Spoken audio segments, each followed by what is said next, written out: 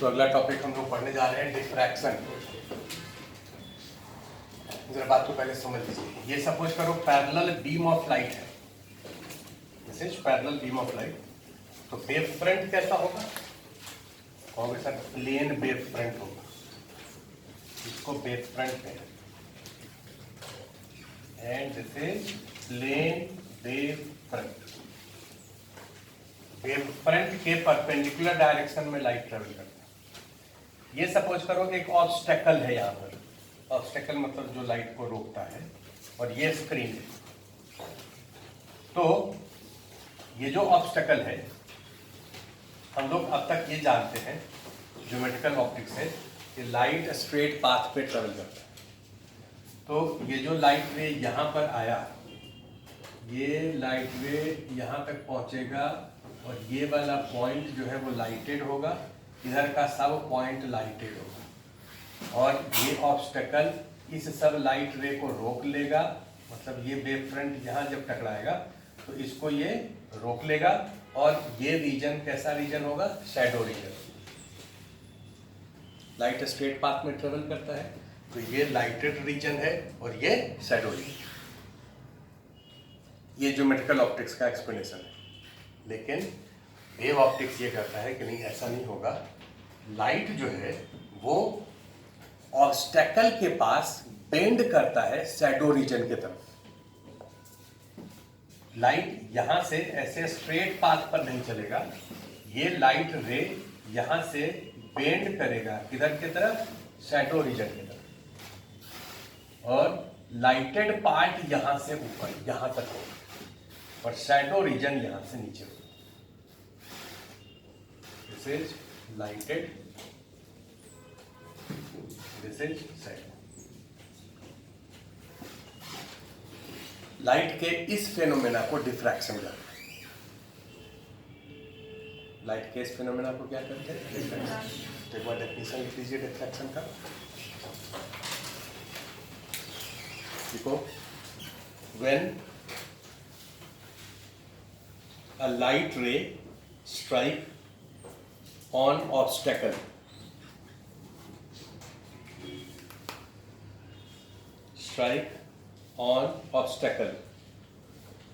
it bends,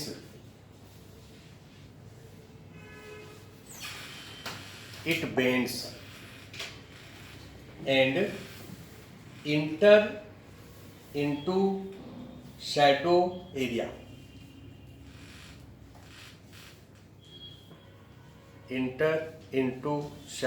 area.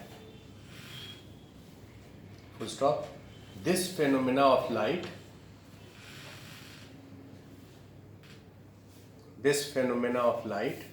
is called diffraction.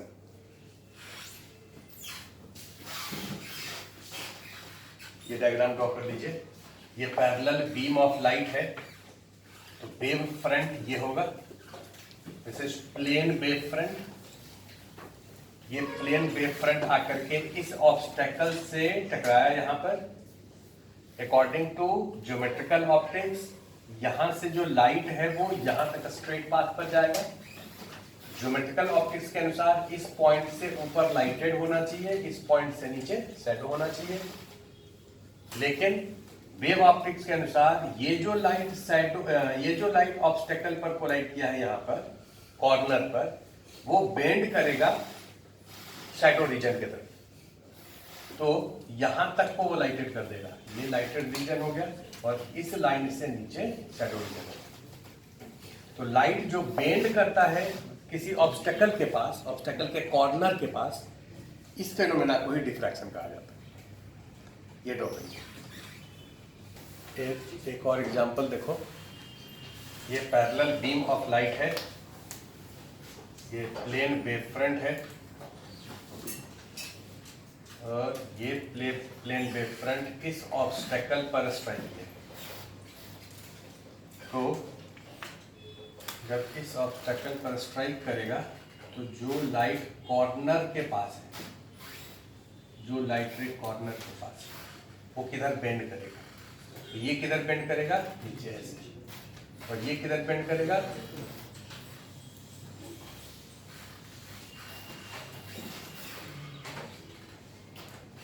मतलब इस point के बाद जो रीजन होगा ये रीजन लाइटेड होगा, वो शैडो रीजन नहीं होगा। अगर एक स्क्रीन हम यहां पर दिखाएं, एक स्क्रीन आप यहां देखिए, ये सपोज करो एक स्क्रीन है, एक स्क्रीन को ऐसे रखते हैं, तो ज्योमेट्रिकल ऑप्टिक्स के अनुसार इस स्क्रीन पर शैडो रीजन का हाइट या लेंथ उतना ही होना चाहिए जितना इस ऑब्स्टेकल का लेंथ है। लेकिन जैसे जैसे हम इस स्क्रीन को दूर करेंगे शैडो रीजन का लेंथ घटते जाएगा, और एक पॉइंट के बाद स्क्रीन को जब रखेंगे तो कोई भी शैडो रीजन नहीं दिखेगा।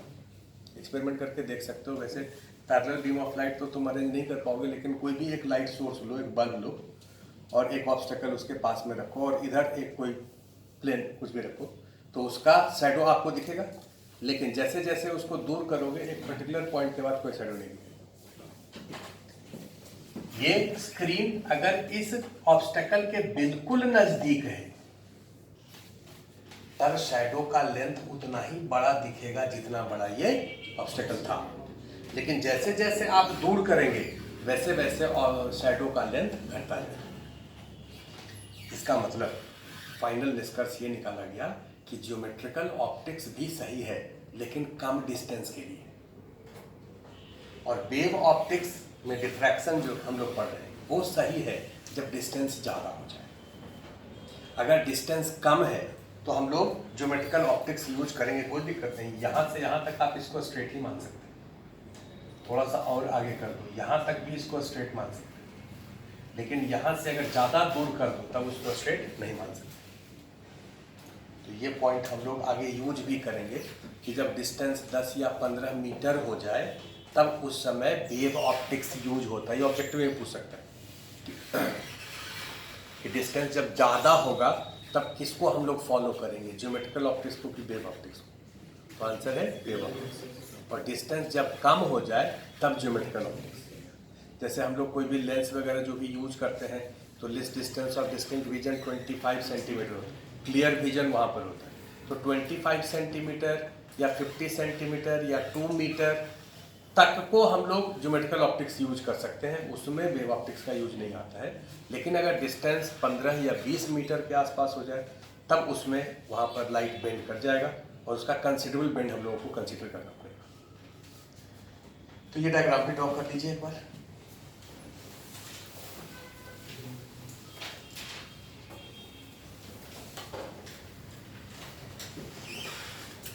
तो हम लोग पढ़ने जा रहे हैं, ये एक मैथमेटिकल टॉपिक है। इस मैथमेटिकल पॉइंट यहाँ हम लोग डिस्कस करने जा रहे हैं, डिफ्रैक्शन फ्रिंज या सिंगल स्लिट एक्सपेरिमेंट। इससे पहले डबल स्लिट एक्सपेरिमेंट हम लोग पढ़े थे जिसमें 2 स्लिट होता था, अभी ये सिंगल स्लिट है और उससे डिफ्रैक्शन फ्रिंज मिलता है। कैसे, इसको समझो तब लिखना, अभी लिखो। ये सपोज करो एक कार्डबोर्ड है इस पर कि ये सिंगल स्लिट है, एक ही स्लिट, और ये स्क्रीन है। ये कार्डबोर्ड और स्क्रीन के बीच का डिस्टेंस कैपिटल डी है, और ये जो सिंगल स्लिट है इसका विड्थ डी है। इसको आप होल कर सकते हैं, this is a hole of diameter D. वहां पर क्या था कि एक पिन होल यहाँ था, एक पिन होल यहाँ, जिसके बीच का डिस्टेंस भी था। अभी ये एक सिंगल स्लिट है या होल है जिसका डायमीटर डी है। कंडीशन अब भी वही है कि स्मॉल डी बहुत कम है कैपिटल डी के। पैरेलल बीम ऑफ लाइट अगर इस पर इंसिडेंट होता है, पैरेलल बीम ऑफ लाइट का मतलब प्लेन वेव फ्रंट, अगर ये प्लेन वेव फ्रंट यहाँ इंसिडेंट होता है तो ये वाला पॉइंट यहाँ स्ट्राइक करेगा, ये वाला पॉइंट यहाँ स्ट्राइक करेगा, इससे नीचे इससे ऊपर ऑब्जर्व हो जाएगा, एब्जॉर्ब हो जाएगा। ये जो यहाँ से यहाँ तक जो वेव फ्रंट है, वो वेव फ्रंट जब यहाँ पर आएगा, ये वेव फ्रंट यहाँ पर आएगा, तो इस वेव फ्रंट का सब पॉइंट, वेव फ्रंट का प्रत्येक पॉइंट सेकेंडरी सोर्स जैसा बिहेव करेगा। तो ये सब सोर्स जैसा बिहेव करेगा, और यहां से यहां तक कितना सोर्स हो जाएगा, इनफाइनाइट सोर्स हो जाएगा। वहां पर डबल स्लिट में क्या था, यहां पर एक पिन होल था, तो उसको हम एक ही पॉइंट सोर्स कर रहे थे, और इसको भी एक पॉइंट, मतलब वहां 2 पॉइंट सोर्स था। यहां पर कितना पॉइंट सोर्स है, इनफाइनाइट पॉइंट सोर्स है। अब अगर तुमसे कहें कि भाई देखो ये स्क्रीन का सेंटर है और यहां से ये पॉइंट पर तो मैक्सिमा होगा, क्योंकि ये जो पॉइंट सोर्स, ये जितना पॉइंट सोर्स है वो सबसे लाइट जब निकल करके आएगा, भाई ये जो पॉइंट सोर्स है इससे लाइट सब जगह निकल करके जाएगा। पॉइंट सोर्स है तो पॉइंट सोर्स जैसा बिहेव करेगा। तो यहाँ से जो लाइट आएगा इस पर, यहाँ से जो लाइट आएगा इस पर, यहाँ से जो लाइट आएगा इस पर, वो सबके कारण इस पॉइंट पर कंस्ट्रक्टिव इंटरफेरेंस होगा। इसके बाद यहां से जब ऊपर जाएंगे तो कुछ डिस्टेंस ऊपर, सपोज ये पॉइंट पी है, जहां पर कि पहला मिनिमा बना है, फर्स्ट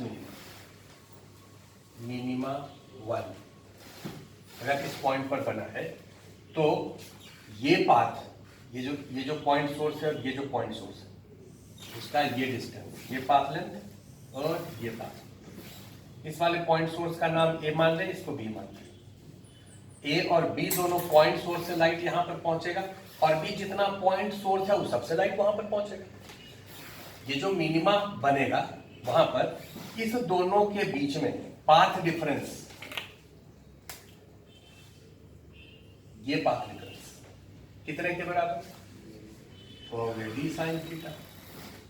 कैलकुलेशन में भी कोई फर्क नहीं पड़ेगा, क्योंकि ये एंगल अगर थीटा है, ये लाइन और ये लाइन क्या है, पैरेलल है, तो ये 90 माइनस थीटा, ये 90, ये एंगल कितना, थीटा, ये डी है, ये डी कॉस थीटा, ये डी साइन थीटा। इस पॉइंट पर path difference D sine theta for first minima, path difference D sine theta, ये कितने के बराबर होना चाहिए, कितने के बराबर होना चाहिए, पहले कितने के बराबर होता था, λ/2 के बराबर, फर्स्ट मिनिमा है, सेकेंड मिनिमा पर 3 λ/2 एंड सो ऑन। अभी जो फर्स्ट मिनिमा होगा यहां पर पाथ डिफरेंस लेमडा के बराबर। जब हम लोग इंटरफेरेंस पढ़ते थे तो फर्स्ट मिनिमा पर इसके और इसके बीच में पाथ डिफरेंस λ/2 लिखते थे, लेकिन अभी क्या लिखेंगे, लेमडा। क्यों लिखेंगे लेमडा, उसको एक्सप्लेन करेंगे, यही एक पॉइंट एक्सप्लेन करने का यहां पर है। अगर पाथ डिफरेंस लेमडा है तो डी साइन थीटा को टेन थीटा लिखिए, टेन थीटा को लिखिए वाई बाई कैपिटल डी, ये सब सेम रहेगा। ये कितने के बराबर, लेमडा के बराबर, तो वाई का वैल्यू हो गया D lambda by D. First minima यहां होगा और उतना ही नीचे फर्स्ट मिनिमा यहां होगा। ये फर्स्ट मिनिमा का डिस्टेंस हो गया डी लेमडा बाई डी, और इसका भी कितना हो जाएगा, डी लेमडा बाई डी। तो फ्रिंज विड्थ कितना हो गया, मिनिमा से मिनिमा के बीच के डिस्टेंस को क्या कहते हैं, फ्रिंज विड्थ। तो फ्रिंज विड्थ कितना हो जाएगा, 2d लेमडा बाई, ये सेंट्रल फ्रिंज विड्थ है, इसको कहते हैं सेंट्रल फ्रिंज विड्थ। ये तो सेंट्रल मैक्सिमा है, पॉइंट है, और ये फर्स्ट मिनिमा है, ये फर्स्ट मिनिमा है, इसके बीच का distance 2d lambda by D.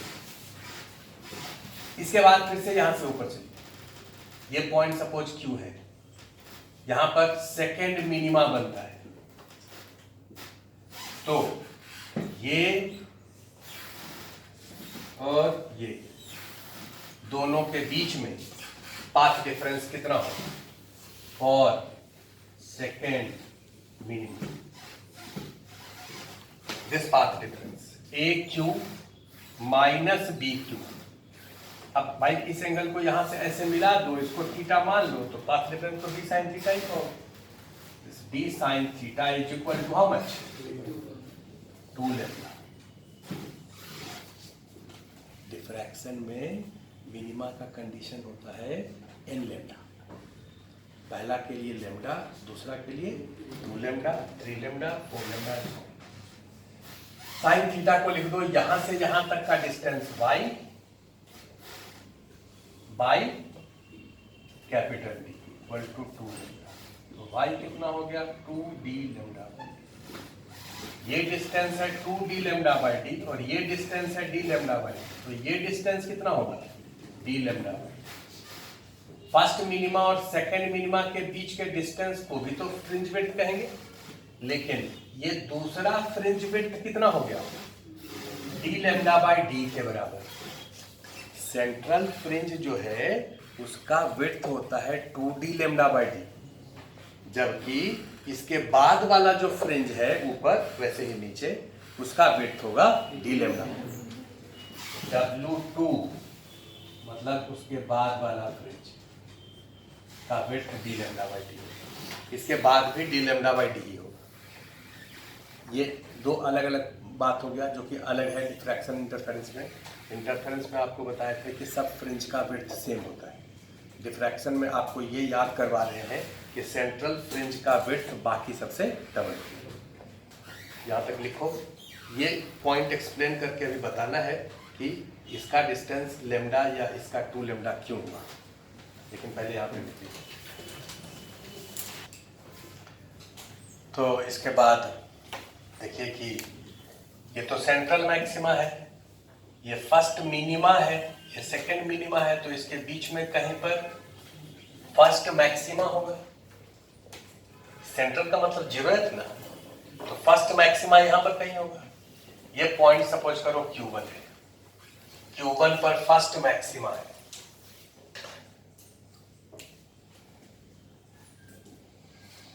Q1 पर पाथ डिफरेंस क्या होगा, ये पाथ और ये पाथ का डिफरेंस d साइन थीटा कितने के बराबर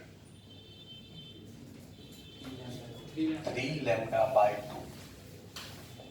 ये बात समझे रहोगे तो याद रहेगा, नहीं तो कंफ्यूज कर दो यार कहाँ लेमडा बाई 2 कहाँ चला गया। अरे भाई लेमडा बाई 2 कैसे होगा, यहाँ से यहाँ तक जब लेमडा हो गया तो लेमडा बाई 2 तो यहीं पर कहीं आ जाएगा।